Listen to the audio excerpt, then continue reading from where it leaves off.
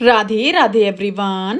दोस्तों, आज के इस वीडियो में आप सुनेंगे गुप्त नवरात्रि के चौथे दिन में चौथी महाविद्या माँ भुवनेश्वरी देवी की पौराणिक कथा कहानी 13 फरवरी 2024। आइए कथा की शुरुआत करते हैं, ध्यान से सुनिएगा दोस्तों। पौराणिक कथा के अनुसार काल की शुरुआत में ब्रह्मा, विष्णु और रुद्र जगत की संरचना प्रारंभ कर रहे थे। एक उड़ता हुआ रथ उनके सामने आया और एक आवाज ने उन्हें रथ में बैठने का आदेश दिया। जैसे ही त्रिदेव रथ में बैठे, ये मन की गति से उड़ने लगा और उन्हें एक अजीब से स्थान पर लेकर गया।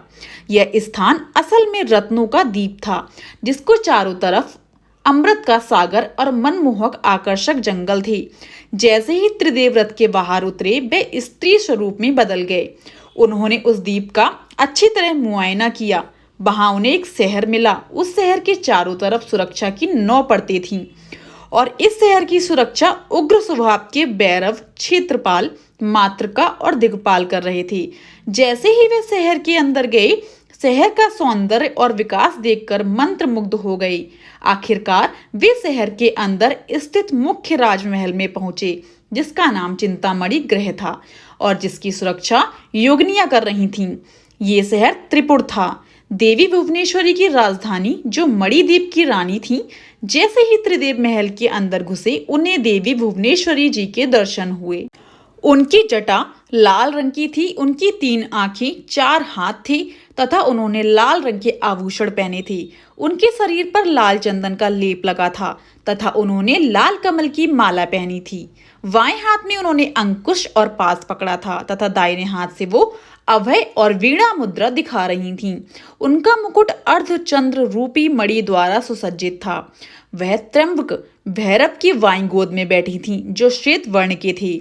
उन्होंने श्वेत वस्त्र पहने थे, उनके बाल उलझे हुए थे तथा उनके सर के ऊपर भी अर्धचंद्र एवं गंगा नदी थी। उनके 5 चेहरे थे तथा हर एक चेहरे में 3 आंखें थीं। उनके 4 हाथ थे तथा उन्होंने त्रिशूल, फरसे लेने के साथ वीणा, वरदा और अभय मुद्रा भी प्रदर्शित की हुई थी। देवी भुवनेश्वरी और त्र्यंबक भैरव पंचप्रेत आसन पर विराजमान थे। पंचप्रेतसान वह सिंहासन है जिसमें परम शिवा गद्दी के रूप में तथा 5 पैरों के स्थान पर सदा शिव, ईश्वर, रुद्र, विष्णु और ब्रह्मा स्थापित हैं। इन सब की सेवा में अनेक योगिनियां थीं।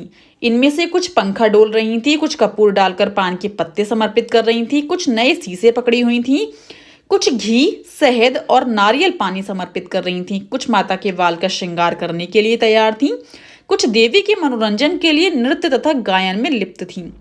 त्रिदेव ने वहां पर असंख्य ब्राह्मण देखे।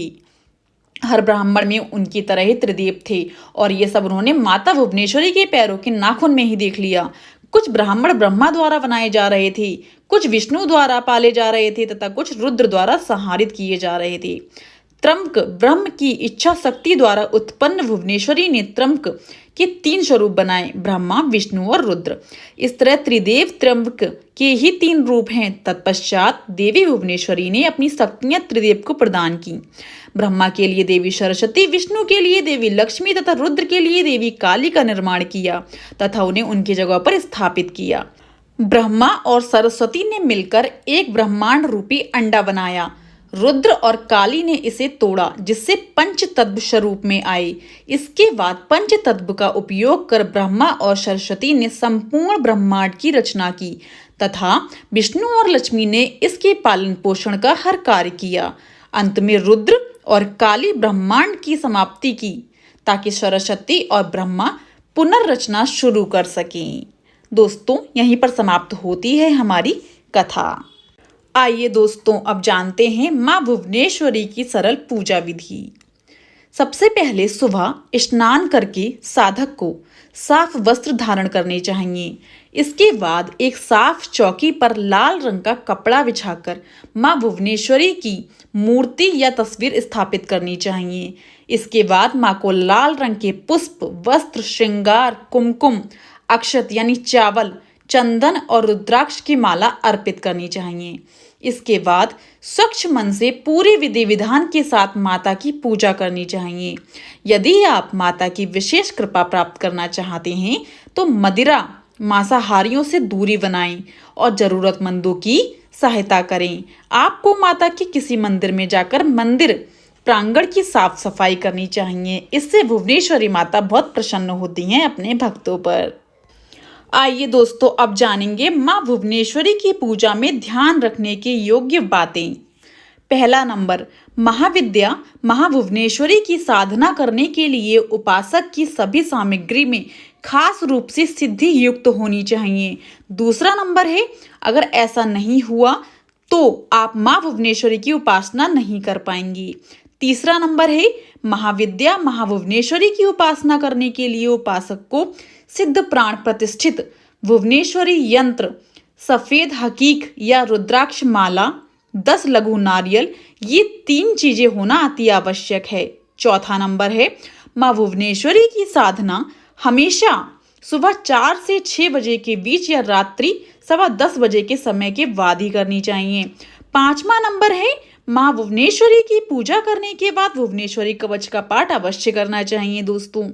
छठा नंबर है हमारा, माँ भुवनेश्वरी की ये साधना 11 दिनों की होती है। सातवां नंबर है, माँ भुवनेश्वरी की साधना करते वक्त उपासक को पूरी आस्था के साथ सभी नियमों का पालन करना चाहिए। आठवां नंबर है, साधक को माँ भुवनेश्वरी की साधना से जुड़ी सभी जानकारियों को पूर्ण रूप से गोपनीय रखना चाहिए, नहीं तो पूजा सफल नहीं होती है दोस्तों। नवा नंबर है, 11 दिनों के बाद पूजा संपन्न करने पश्चात भुवनेश्वरी यंत्र को अपने घर के मंदिर या तिजोरी में लाल वस्त्र से बांधकर 1 साल के लिए रख दें। अब पूजा में इस्तेमाल हुई बाकी सभी सामग्री को नदी में प्रवाहित कर दें या किसी पीपल के नीचे दबा दें। 10वां नंबर है, ऐसा करने से आपकी साधना पूर्ण हो जाएगी और आपकी ऊपर माँ भुवनेश्वरी देवी की असीम कृपा हमेशा बनी रहेगी। 11वां नंबर है, माँ भुवनेश्वरी की साधना करने से मनुष्य को ज्ञान, धन, सम्मान, प्रतिष्ठा की प्राप्ति होती है। दोस्तों, आज की यह वीडियो यहीं पर समाप्त करती हूँ। अगर आपको आज की वीडियो पसंद आई हो तो जाने से पहले मेरे चैनल को लाइक, शेयर एंड सब्सक्राइब करना बिल्कुल भी ना भूलें and also press the bell icon, ताकि मेरी कोई भी वीडियो आए आपको नोटिफिकेशन तुरंत मिल जाए। माघ मास गुप्त नवरात्रि की आप सभी को मेरी तरफ से हार्दिक शुभकामनाएं। Radhe Radhe everyone and comment box में मुझे राधे राधे जरूर लिखिएगा।